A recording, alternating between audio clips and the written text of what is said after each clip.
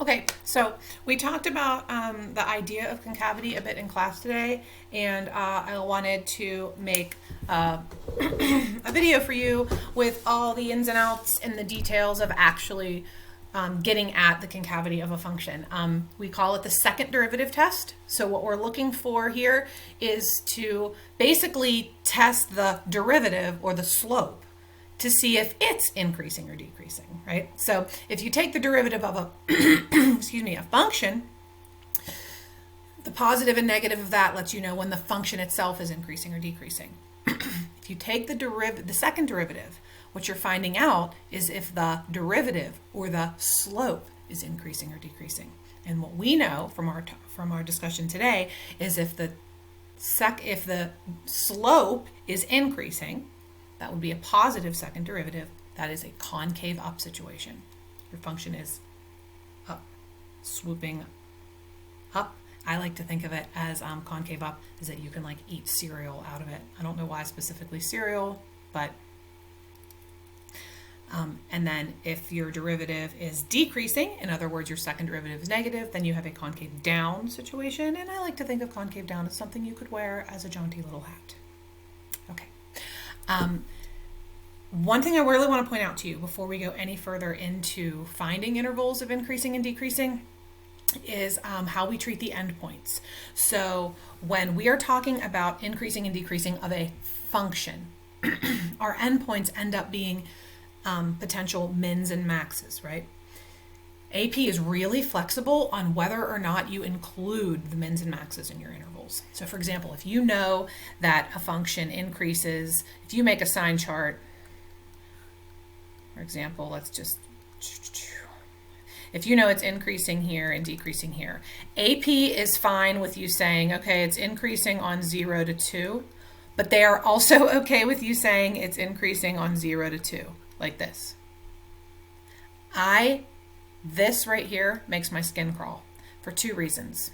Okay. The calculus definition of increasing is a positive derivative.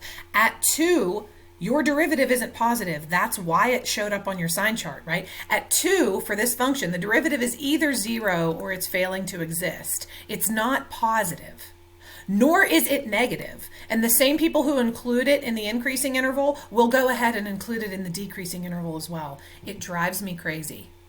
AP allows it though, based on that pre-calc definition, that it's just a point that's higher than all the other points. Okay, that really rubs me the wrong way. I don't like it. This is calculus. We have an actual definition for increasing. Ugh. Okay. The other reason that I never, ever, ever, ever, ever include the endpoints, the mins and maxes, in increasing and decreasing intervals, and probably more importantly than my emotions on the subject, is that when you are talking about concavity, when you are talking about a derivative increasing or decreasing, you can never, ever, ever include those endpoints. If you do, you will be marked wrong. You could do all your calculus right and have all your intervals perfect. Increasing here, decreasing here, concave up here, concave down here. If you include the endpoints in concavity, they mark it wrong. Okay, so for me, I say, if they're flexible on increasing and decreasing, but not on concavity, let's go with the rule for concavity all the time. So you just have a habit and you never mess that up. So I never, ever, ever include the endpoints in an interval. So I cannot stress this enough. When you are writing intervals for concavity, it's concave up here, it's concave down here. Never, ever, ever, ever, ever include those zeros. The numbers that you put on your sign chart should never be included in the interval. You should never have a hard bracket on those. They will mark, you will lose your answer point for that. It's harsh, but it's true. All right, so I want to show you a little bit today about actually doing the second derivative test or the test for concavity, yeah, a little bit more vocabulary. All right, so simple as it gets, right? Determine the concavity. So we want intervals, like this function is concave up here and concave down here. All right, so I have the function 3 sine x. So if I want to know about concavity, I'm talking second derivative here. So my first derivative, y prime, is just going to be the cosine of x. My second derivative is going to be the negative sine of x. So the question is, on this interval from 0 to 2 pi, when is negative sine x going to be positive? And when is negative sine x going to be negative? Right? Well, we know when sine x is positive, right? If you look at a unit circle, oh man, that's the best circle I've ever drawn. Okay, if you look at a unit circle, your sine is going to be positive everywhere between 0 and pi, right? But this is negative sine.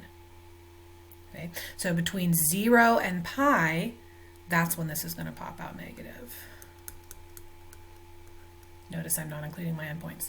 Over here, my sine is going to actually be negative between pi and 2 pi, so negative negative makes it positive. So between pi and 2 pi, I will be positive derivative. So in other words, second derivative. So what I can say about this function is that from 0 to pi, it's going to be concave down, and then from pi to 2 pi, it's going to be concave up.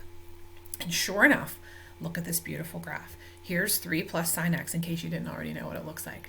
Notice it's concave down for a while, and then it switches to concave up. I also want you to notice here your second derivative. Here it is. Look, your second derivative is negative, and at the exact moment that it switches from negative to positive, that is when your function is switching from concave down to concave up.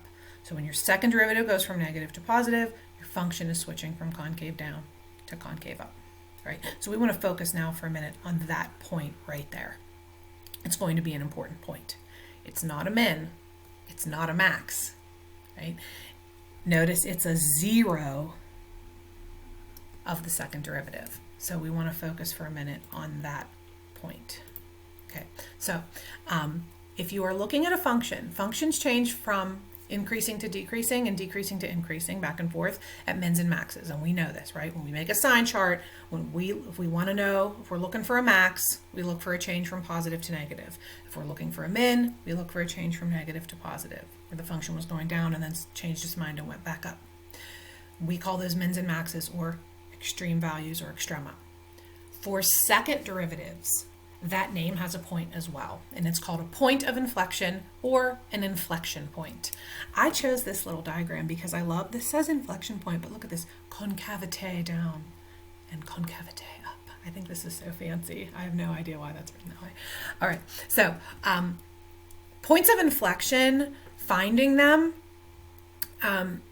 is almost exactly the same as finding mins and maxes. You're just doing it for a second derivative instead of a first. So we're still going to make a sign chart, but something that I want to point out to you that's very, very, very important. Okay, we're going to look places. An inflection point is very specifically where concavity changes.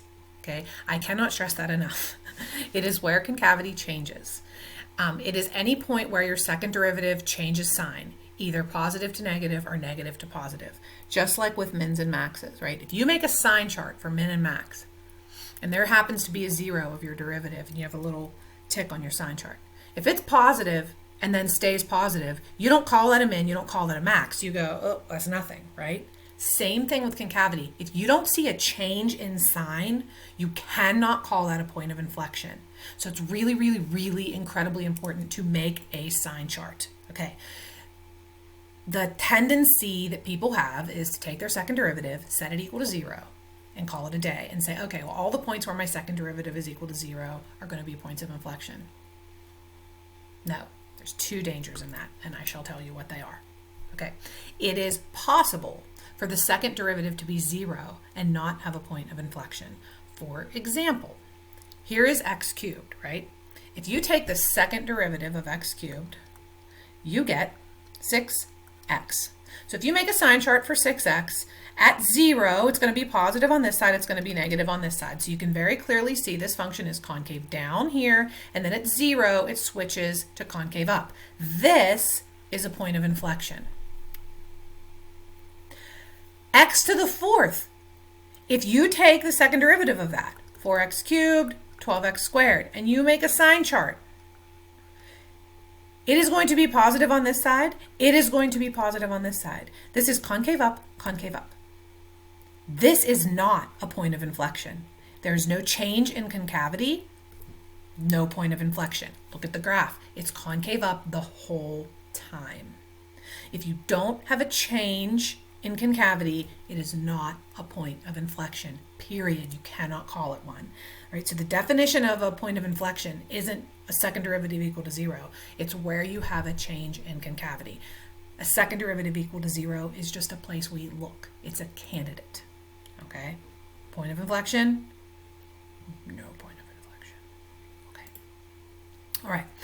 Again, I cannot stress this enough. The second derivative is never, ever, ever enough, right? You can't just say, oh, the second derivative is 0, so I'm going to call it an inflection point. And like, again, case in point, x to the fourth. If I make second derivative equal to 0, the second derivative of this function is 0 right here. It didn't produce a point of inflection. On a sign chart, you will see that, okay? That it's positive and positive, no change in concavity.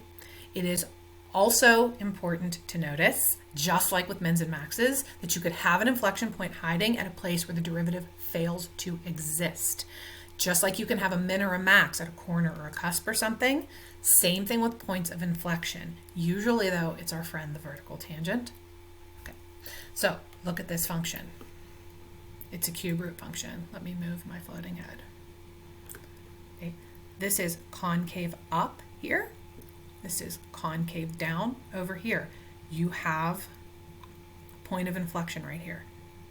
But this isn't a place where the second derivative is going to be 0. This is a place where the second derivative is going to fail to exist because you're going to have an x in the denominator. So when x is 0 in your second derivative, it's going to cause it to fail to exist. That is a point of inflection. So just like with mins and maxes, it's so incredibly important that you look at all your candidates, both where it's 0 and where it fails to exist, and make a sign chart. You are looking for a change from concave up to concave down, or vice versa. You are looking for a change in sign, positive on one side, negative on the other, or vice versa. Okay. Never, never, never okay to just find the zeros and say those are points of inflection.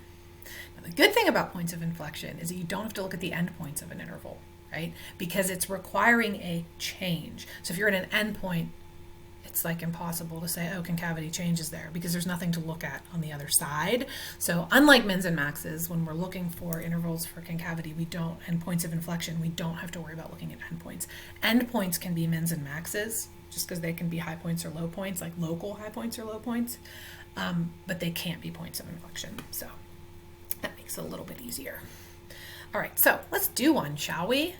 All right, you'll notice that this is a funky looking polynomial, but I made it that way on purpose because I promise you once we take two derivatives, it's going to work out much nicer. And I typed it to save you from having to look at my god-awful handwriting. All right, so if I want to determine the concavity of this function, this beautiful polynomial, I need the second derivative. Now we're going to look at this again and analyze the increasing and decreasing, but today we're going to focus on just the concavity.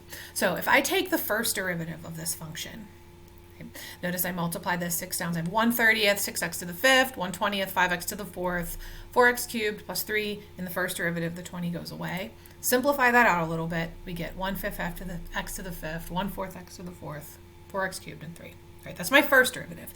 I could make a sign chart for this and find increasing, decreasing, min, max. Right? That's not what I want right now. I want concavity and points of inflection. So let's take the second derivative. Okay. Notice here again, this started out ugly, but look how neatly the second derivative came out. So now I've got my second derivative, x to the 4th minus x cubed minus 12x squared. Right? So I need to know, where does this equal 0, or where does this fail to exist? Right? Those are the two questions I need to address. In order to do that, I'm going to factor it. Right, take a look at it. Now, it's a polynomial, so we know it's never going to fail to exist.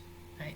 Polynomials exist. Their domain is all real numbers, so it's not going to fail to exist. The only time we really have to address that is when we have something in a denominator or a root or something like that. This is never going to fail to exist. It is, however, going to go to 0, and I can tell when it goes to 0 by factoring it. So if I pull an x squared out, then I can also factor what's left over into an x minus 4 and an x plus 3. So there are going to give us 3 values where this thing is going to go to 0. Like we said, it's never going to fail to exist. That's not going to happen. It's a polynomial. But it is going to go to 0 3 times. It's going to go to 0 when x is 0. It's going to go to 0 when x is 4. It's going to go to 0 when x is negative 3. Right? So I have 3 numbers to put on my sign chart. All right. So let's see. What? No, no! You didn't see that. All right. Negative 3, 0, and 4. Okay, so I have 1, 2, 3, 4 intervals to test. And again, I'm looking for changes in concavity. So if I go back here, something like, I don't know, negative 5, right? Let's test x is equal to negative 5. And again, you don't really have to do all the arithmetic here. All you need to know is if it's positive or negative. So if I take a negative 5 and put it in here, that's going to be a positive 25, a negative 9, and a negative 2. Negative times negative is positive times positive. It's going to be positive on this interval. Okay? You don't have to multiply that all out. It's not necessary. For a sign chart, all I need to know is if it's positive or negative. Okay. In this interval, between negative 3 and 0, I don't know, let's try x equals negative 1. It really doesn't matter what point you choose, right? So choose something that's simple for you. All right, when I square a negative 1, I get 1. In here, I'm going to get a negative 5. In here, I'm going to get a positive 2. So the product of these is going to come out negative. Look what I have, a change from positive to negative. This is a point of inflection. I found one. Okay, on the other side of 0, so let's say, for example, I don't know, let's use positive 1. That'll be fun. Okay, so if I take a positive 1 and put it in here, I'm going to get 1, negative 3, and 4. That's negative. This interval is negative. Look, see this right here? That's not a point of inflection. It was negative, it stayed negative. This is not a point of inflection. Sorry. No change in concavity, no point of inflection. And then we're going to test the other side. I'm running out of original colors to use. I guess we could just use black, that's boring, but whatever. Let's use a positive 5, right? If x is equal to positive 5, I'm going to get a 25, I'm going to get a 1, and I'm going to get an 8. That's positive. So here at 4, bingo bango, I changed from concave down to concave up, so I have a point of inflection here.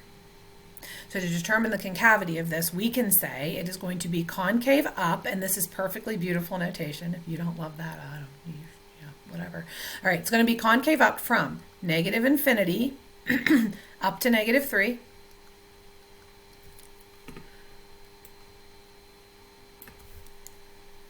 And also